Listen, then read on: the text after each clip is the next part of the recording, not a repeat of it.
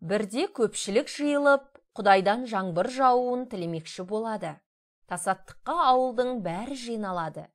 Іштерінде бір бала қолшатырмен келіпті. Бұл наным. Сәбиді жоғарыға лақтырсаңыз, ол мәз болып күледі. Себебі сіздің қағып алатыныңызды біледі. Бұл сенім. Әр кеште ұйықтауға жатарда таңертең тірі оянатынымызға сонша сенімді бола алмаймыз. Сонда да болса, оятқышымызды қасымызға қоямыз. Бұл үміт. Болашағымыз бұлыңғыр бола тұра ертеңгі күнімізге көптеген жоспарлар құрамыз. Бұл батылдық.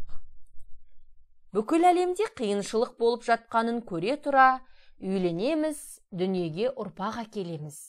Бұл махаббат. Біраз жасқа келген бір әйел жейдесіне өзімді 64 жылдық тәжірибем бар, 16 жастағы қыздай сезінемін деп жазып алыпты.